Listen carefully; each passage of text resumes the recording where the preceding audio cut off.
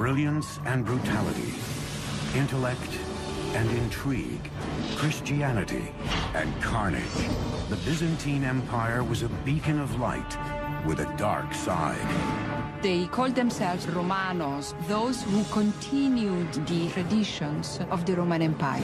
Led by rulers who exercised absolute power and architects who pushed beyond Rome's engineering marvels, the Byzantines constructed the ancient world's longest aqueduct, virtually invincible city walls, and a colossal domed cathedral that defied the laws of nature. A church of unprecedented proportions grew up magically. But carrying on the Roman legacy came with a price. He blinded 14,000 men, leaving every 100th man with one eye. The Byzantine Empire was the dominant civilization during the Dark Ages.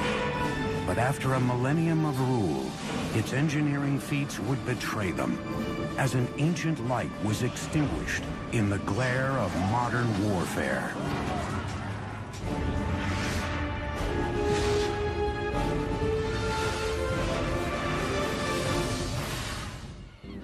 Hi, I'm Peter Weller.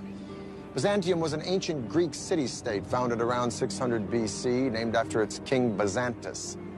They settled here because of this thin strip of water that connected Asia to Europe and the Black Sea to eventually the Mediterranean. This strip of water is called the Strait of Bosphorus, meaning bull track from ancient mythology.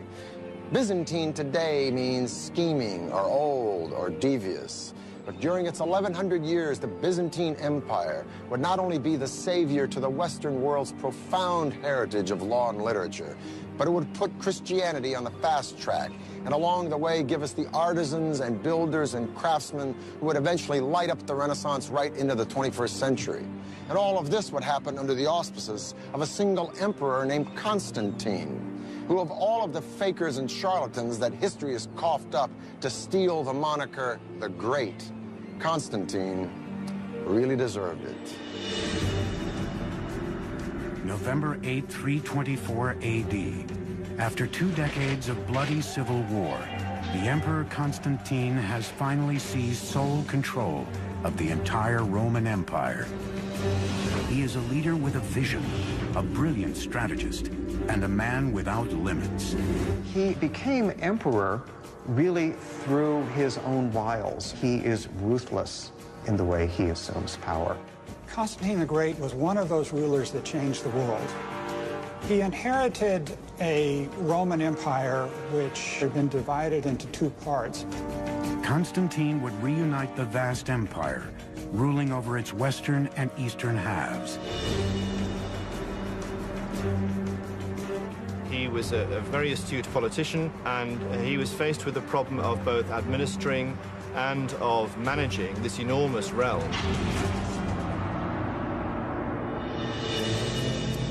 Just 6 weeks after ascending to the throne, Constantine journeys to the edge of the empire, to a remote spot in modern-day Turkey. Constantine took a spear and traced the outline of the city in the dirt.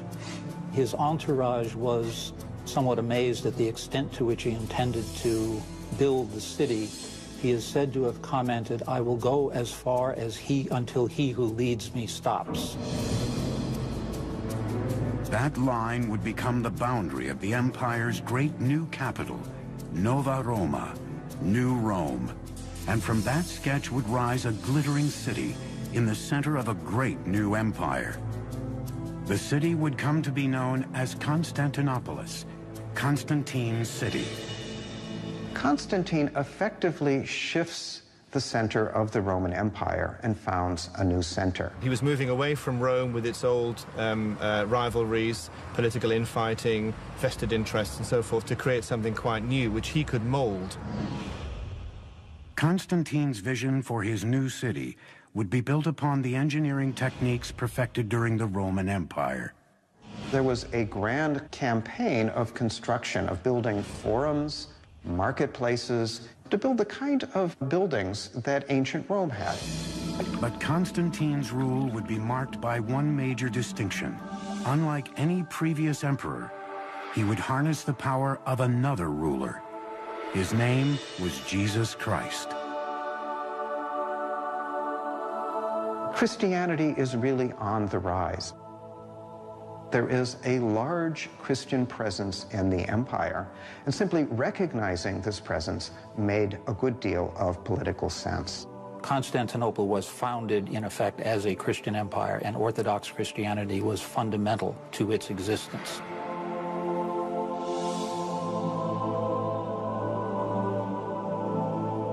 Now, we have to remember that even though Constantine was venerated by Christianity, he's still an emperor. In other words, a dictator who's not only killed his son, his stepson, but also his second wife, all on the same trip to Italy.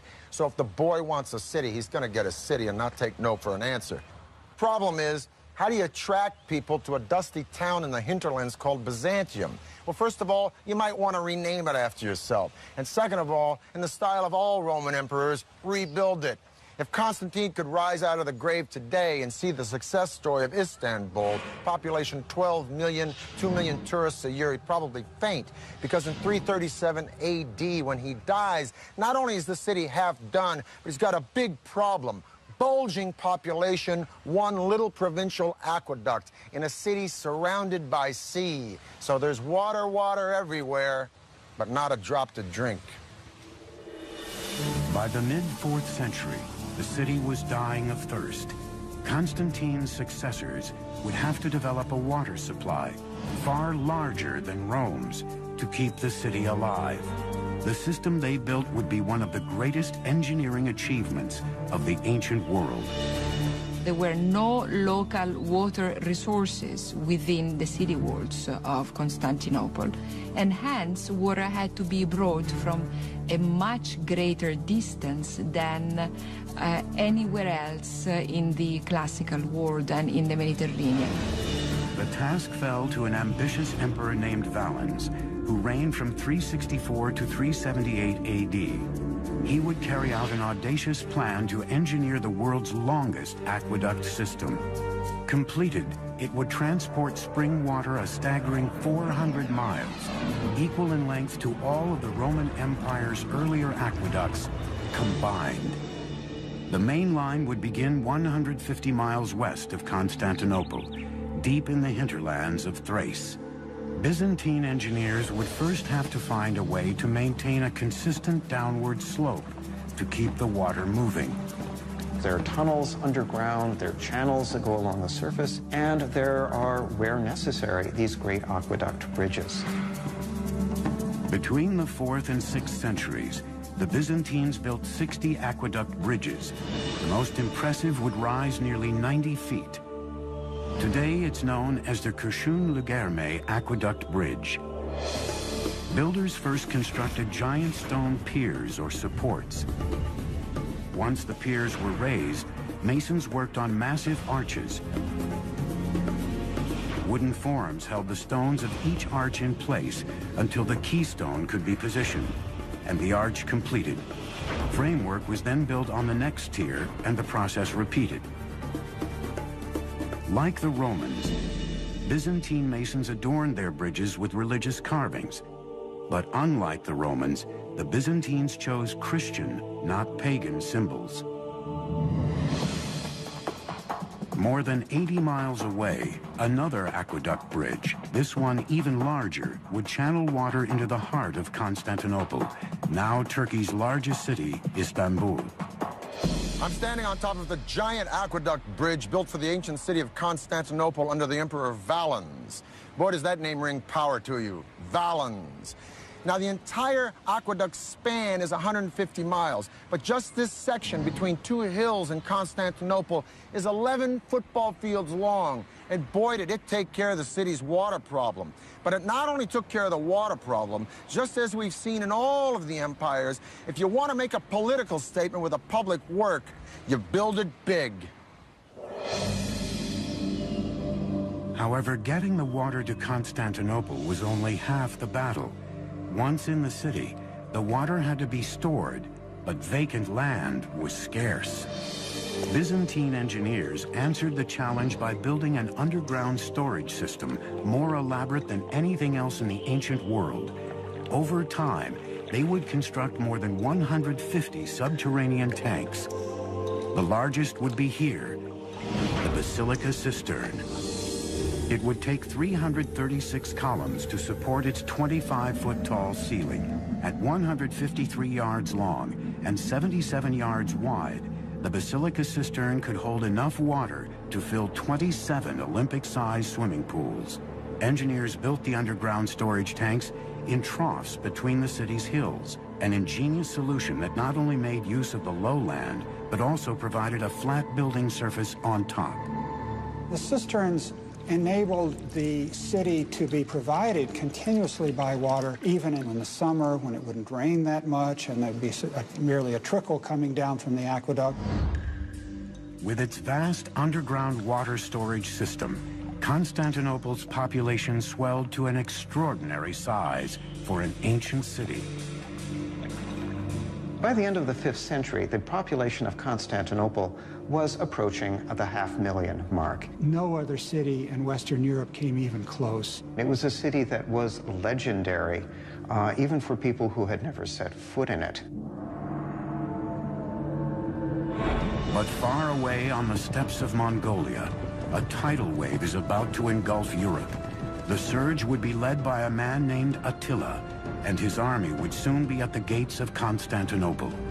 It will take a brilliant feat of military engineering, the greatest defense system of antiquity, to save the city. Saint Nicholas, the original Santa Claus, was a bishop in the Byzantine Empire. During the 4th century, he was known for secret gift-giving. 410 AD. Rome has fallen to Germanic tribes called Visigoths.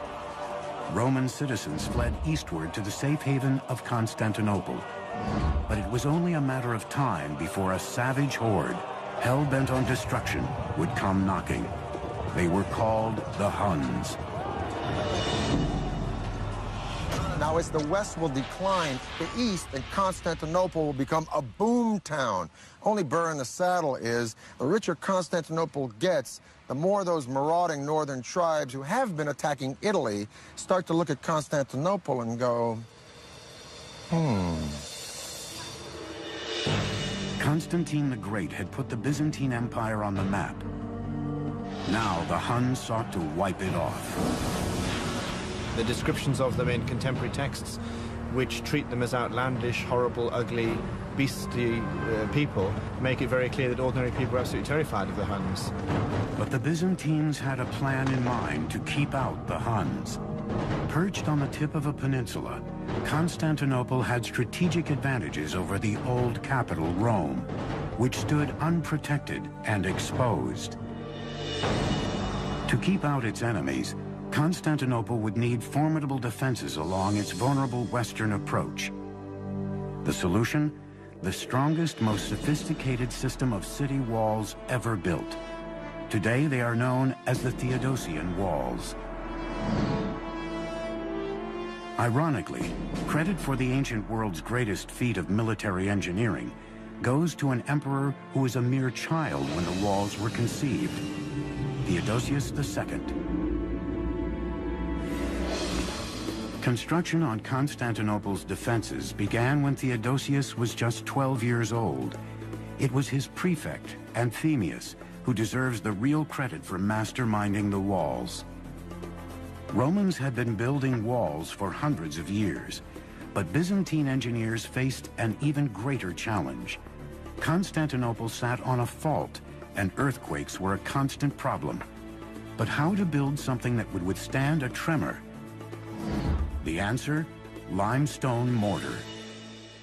In the West, Romans used concrete, which created a mortar of stone-like hardness that is rigid once it sets.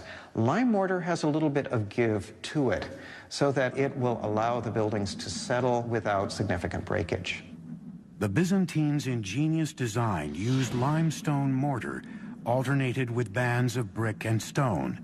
First, square stone walls were laid and filled in with brick rubble and mortar. To bind the layers of stone and mortared rubble together, bands of brick 5 courses thick were laid throughout the width of the walls. The hidden advantage of that also is that it provides a certain flexibility against minor earth tremors, because the addition of the brick breaks up the solid face of the wall and allows the wall to absorb shock without shattering.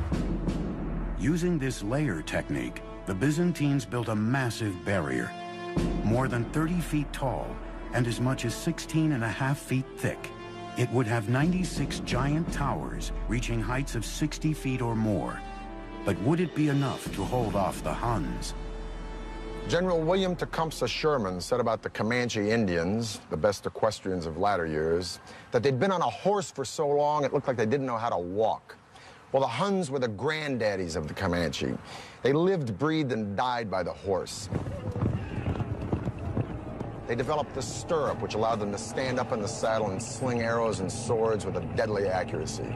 They rode from China to India to Europe, plundering and terrorizing, feasting on raw meat, which they tenderized between their thighs as they rode, dressed in the skins of field mice, which they wore until those skins rotted off. Let me put it this way. Attila and the Huns gave a new meaning to the word fierce. He was very good at what he did. He was very good at raping and pillaging and breaking down the defenses of the Roman Empire. In the first 7 years of his reign, much of Europe fell to Attila and his Huns. But despite repeated attempts, Attila had yet to capture Constantinople. He would get a little help from Mother Nature. In 447 AD, a series of catastrophic earthquakes rocked the city, far worse than anything Byzantine engineers had anticipated. It was the opportunity Attila had been waiting for. 57 towers were leveled by the tremors, leaving the city unprotected. Attila's army was once more on the march, threatening Constantinople. From the rubble, Emperor Theodosius rallied Constantinople's people to help not only rebuild the defenses, but to make them even more formidable than before. But with the Hun army fast approaching, thousands of citizens had only weeks to repair walls that had taken years to build. But the Byzantines would take no chances. The new and improved Theodosian walls would now incorporate a triple line of defense. There must have been an enormous amount of planning, a lot of engineering skill. For its period, it was the most complex and expensive defensive system in the world outside of China. The first hurdle, a giant moat. Beyond that, an outer terrace. Next, a brand new outer wall, 10 feet tall and 6.5 feet thick. The final and by far the most impressive line of defense would be the original massive inner wall, completely rebuilt and anchored by its 96 giant towers. Each tower is its own individual little castle. So to conquer the walls of the city, it would mean penetrating the moat, the outer walls, the inner wall, 3 lines of defense, and then conquering all of these individual castles one by one. It's an extremely clever system. All the angles, all the possibilities for the technology of the time are covered. The work was completed just in time. Attila's scouts crested a hill, only to see the hardcore fortress of Constantinople. Attila would never breach the Byzantines' capital city. The city was secure because of its walls. There are any number of times in the history of the Byzantine Empire where attackers get as far as the walls of the city, but they can go no further. For 1,000 years, the Byzantine Empire would be saved by its city walls, from the Huns and Arabs to the Russians and Turks. The survival of Constantinople for as long as it did survive was very much due to the fact that it was a walled city which was almost impregnable. With the completion of its land barrier, Byzantine engineers next sought to protect the city from waterborne threats. Their solution was ingenious and highly effective. A giant chain, one of the biggest ever built. Byzantine blacksmiths first forged a massive iron chain, roughly 5 football fields in length. An estimated 750 links, each measured 2 feet. the links would float on wooden logs. The Byzantine navy could drag the chain across the Golden Horn, cutting off the harbor. Finally protected from its enemies, Constantinople cashed in. The walls of Constantinople were so thick and so large and so successful because they had to be. Constantinople was extremely rich, and it's like a bank with a very significant vault. It was the richest city in the world. Nearly all the world's most important trade routes intersected at the city. Wealth from as far away as Egypt, China, and Russia all passed through the Byzantine capital on its way to the west. But with money pouring into the empire, enemies began to storm the countryside, looking for the spoils. The capital may have been bulging with success, but the empire was steadily shrinking as the frontiers fell one after another to marauding tribes. By the death of Theodosius II in 450 AD, the Mediterranean Sea, which had once been like Rome's private lake, now looked like a huge ocean against which the empire was nothing more than a beach resort. Reviving Constantine's Rome would be the single obsession of a very controversial emperor who would marry a very dynamic woman who possessed very special skills.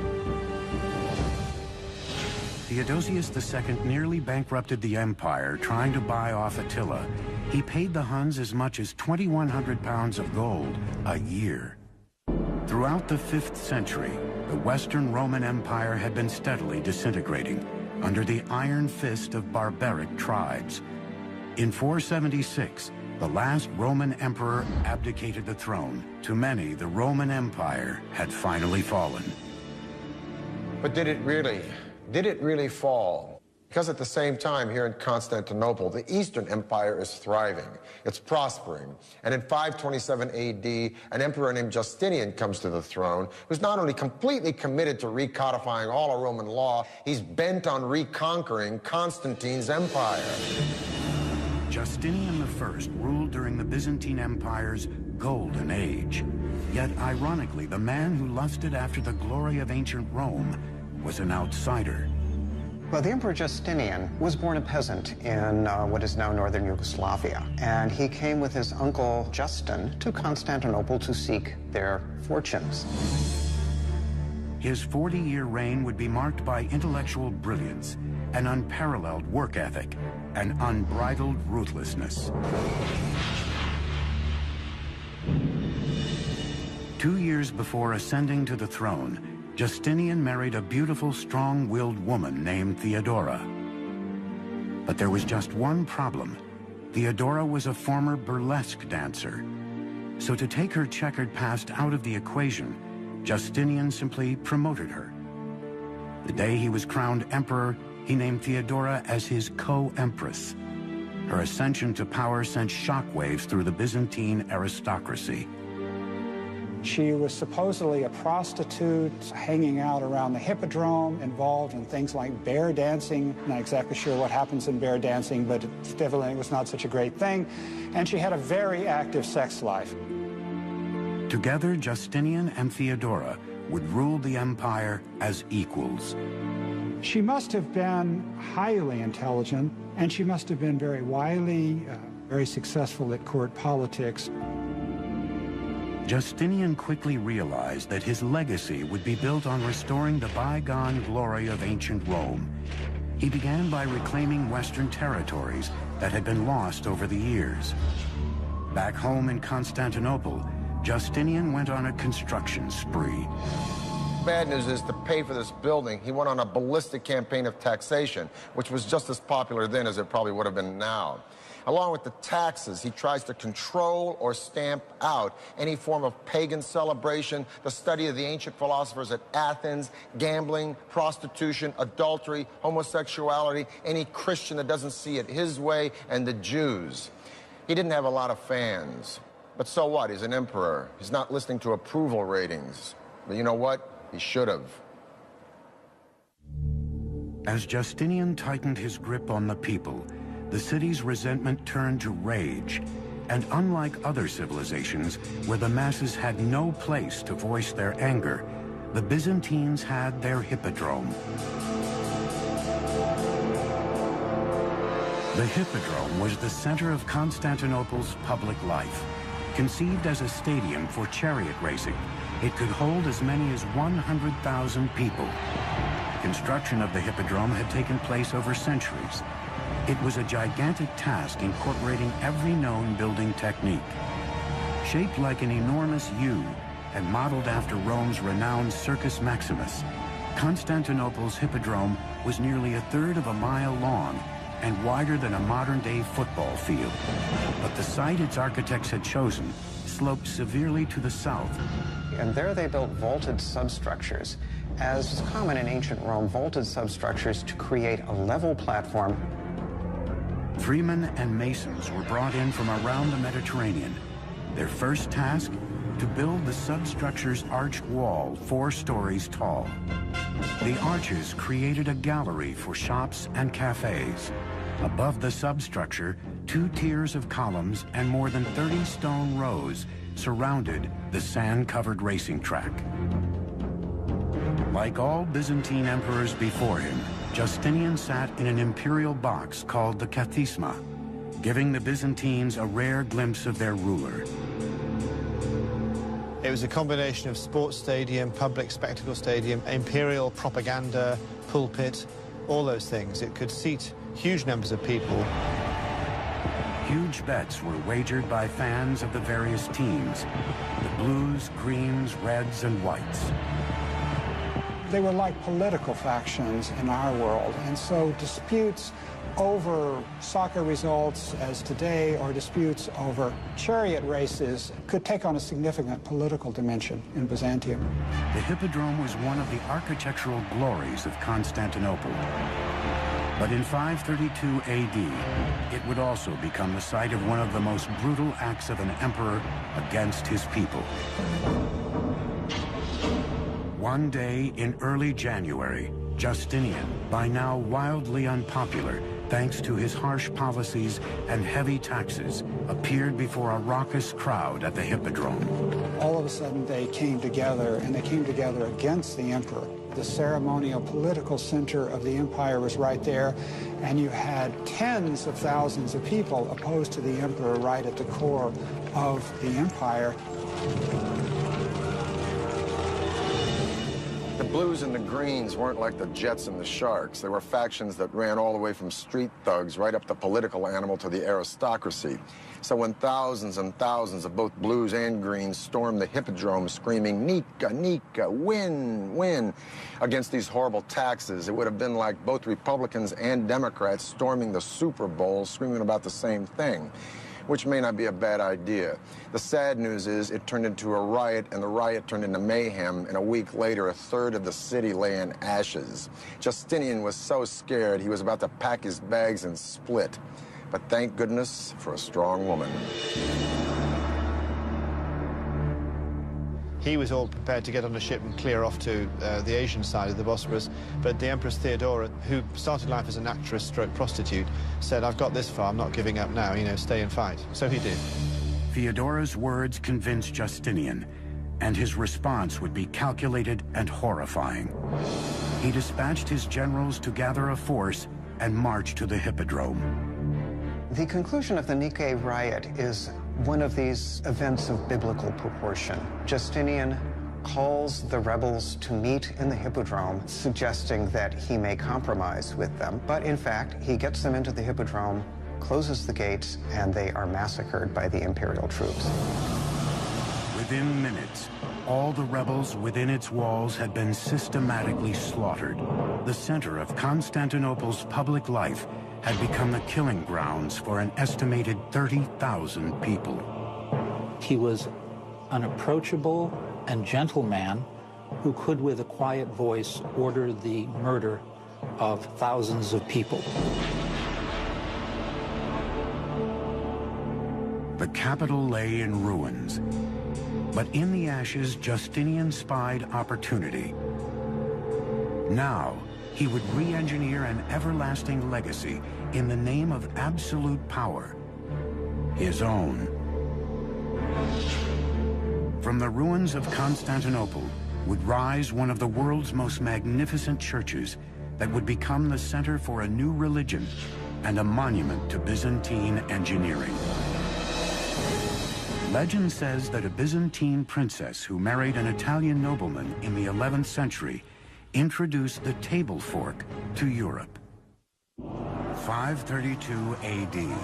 Emperor Justinian has just survived the Nika riots, but the heart of the Byzantine Empire lay in ruins.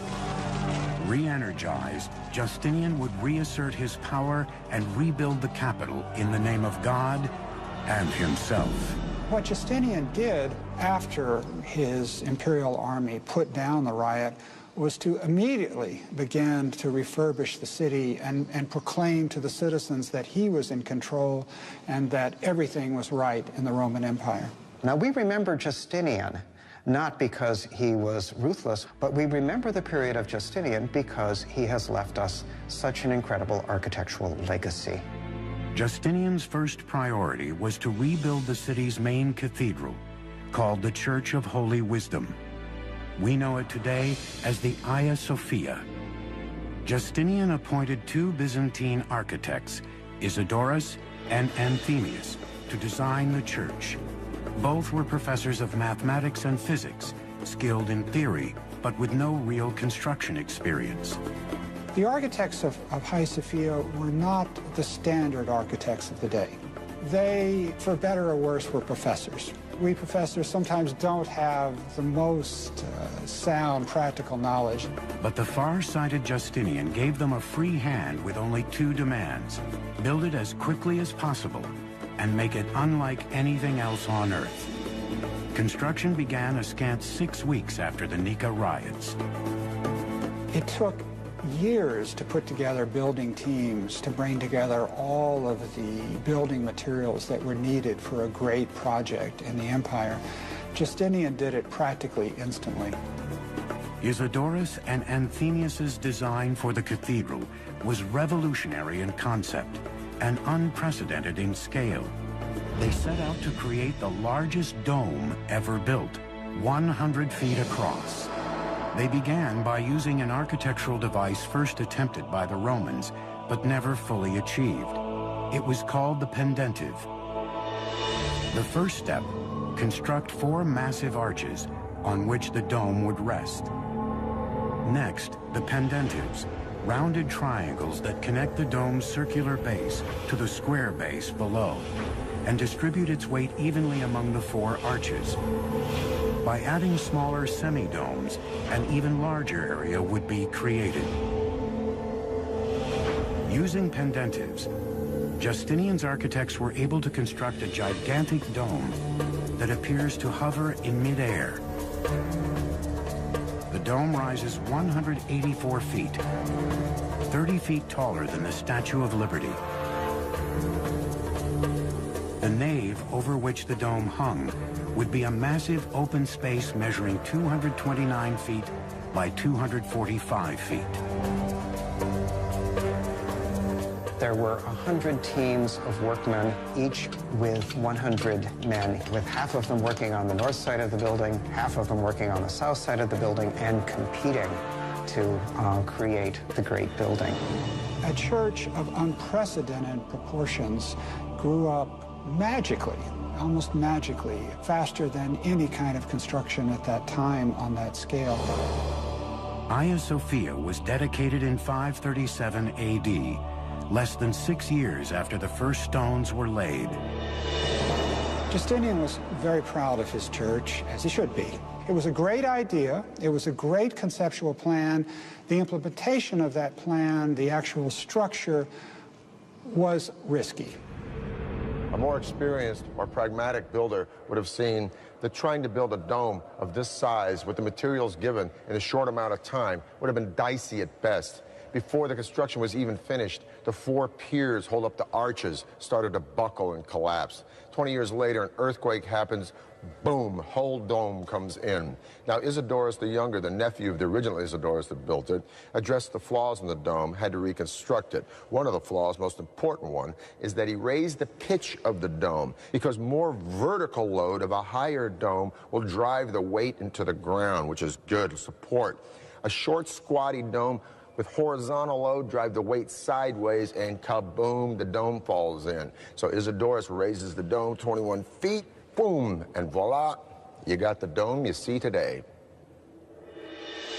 Hagia Sophia was known for more than just its novel design. Even the columns were elaborately adorned with monograms of the emperor and his empress. We are never allowed to forget that this is the great achievement of Justinian and Theodora. Emperor Justinian had created a centerpiece for Christianity and further solidified Constantinople as the capital of the Christian world. He got an architect that was going to make a grand statement. And a grand statement was made. The largest church in Christendom, the greatest dome space in the world until the Renaissance. He got a building that dwarfed any of the great baths of ancient Rome or any of the great temples of the ancient world. By the end of his reign, the Byzantine Empire had grown to its greatest size, encompassing Syria and Palestine, Asia Minor, Italy, Greece, and southward throughout North Africa and Egypt. But the Byzantine people would pay the price of expansion.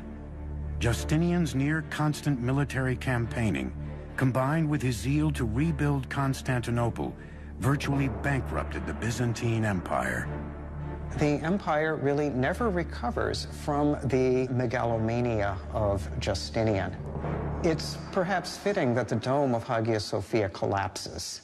It's as if Justinian, as he is overextending the political boundaries of the empire, he's also overextending the architecture as well. For 3 centuries after Justinian's death, a series of emperors would rule over a shrinking empire. But through the chaos, Constantinople stood secure, and in the 10th century, the Byzantines would once again rise in a blaze of military glory, led into battle with fearsomely engineered weapons and by the finest military mind ever to wear the crown. According to legend, Constantinople boasted a collection of sacred Christian relics, including the True Cross and John the Baptist's head. The year is 1000 AD, the end of the first millennium of the Common Era.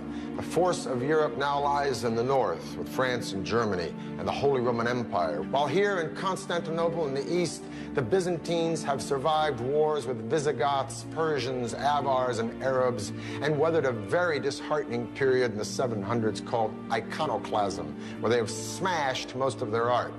But the Byzantines are on the rebound now, and by 1014 they are poised to reconquer the entire Balkan Peninsula from the Danube River all the way to Greece.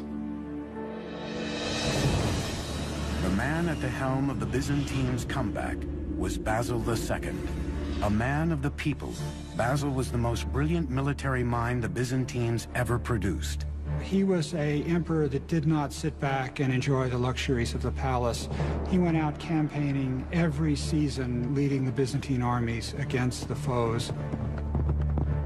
He was seen to be a soldier's emperor, but there's no doubt he ranks as a highly competent, very able, very intelligent, very versatile military leader, as well as a good ruler. Basil's greatest enemy was Tsar Samuel, who ruled Bulgaria, a Slavic kingdom vying for control of the Balkan Peninsula. In 986, a decade into his reign, Basil suffered a devastating defeat at the hands of Samuel's army. The first time he marched north, he was only 18, I think. He might have been a bit younger. And he walked into an ambush, basically. Humiliated, Basil swore revenge on the Bulgarian nation. That revenge would take a quarter-century to unfold. In the meantime, his defeat emboldened his Byzantine rivals. After crushing a series of revolts within his empire, Basil turned his attentions outward to restoring lost imperial lands.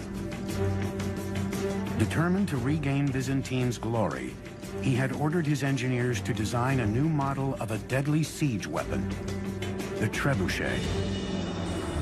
The trebuchet's design was based on simple principles. Using ropes, operators cocked a wooden arm outfitted with a sling and stone. The front and sides of the wooden frame were covered in fresh animal skins to protect it from flaming arrows.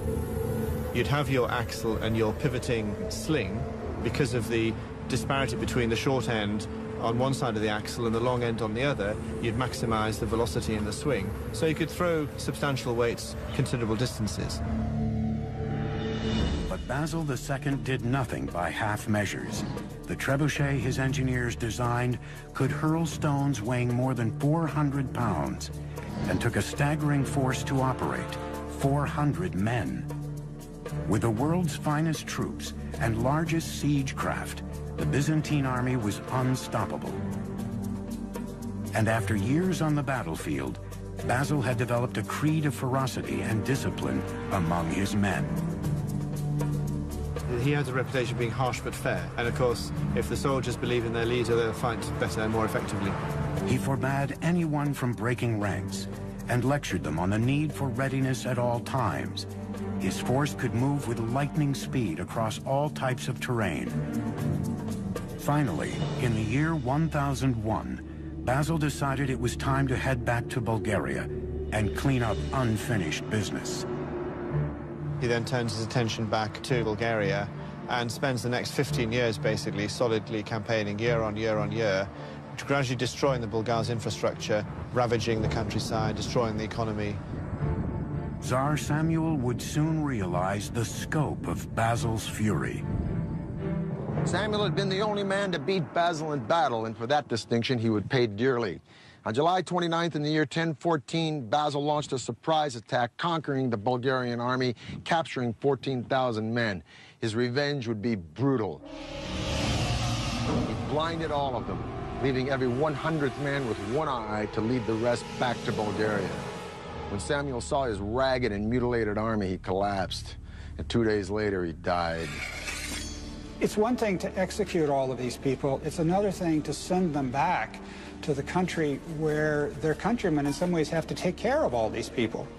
So they become a kind of permanent liability to the society. The cruel victory earned the emperor control of the Balkans and the moniker Basil the Bulgar Slayer.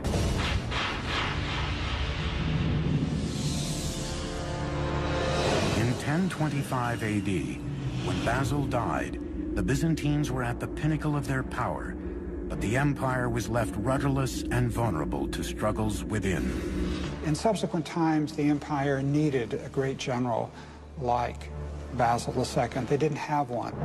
In 1453, the Ottomans unleashed a new weapon on Constantinople's mighty land walls. In the end, brick and stone were no match for cannon fire. Gunpowder and cannon changed the rules of war. Byzantium, Constantinople was built for a system of fighting that was obsolete by the 15th century. After 1,100 years, Constantinople's fortified walls were finally breached. Constantinople was now Istanbul. The Byzantine Empire had ended, but its innovation and engineering feats stand today as a testament to the magnificent civilization, one that borrowed from Rome's chapter in the Book of Great Empires and then added its own. What's fascinating about the Byzantine Empire is we tend to talk about empires in terms of their political might. With the Byzantine Empire, we have to understand it as a cultural power. It was a highly sophisticated intellectual culture. The Greek monks, Greek priests were interested in ancient literature. They preserved ancient texts. It is often said that the fall of Constantinople, with the books going to the West, is what aided in the birth of the Renaissance.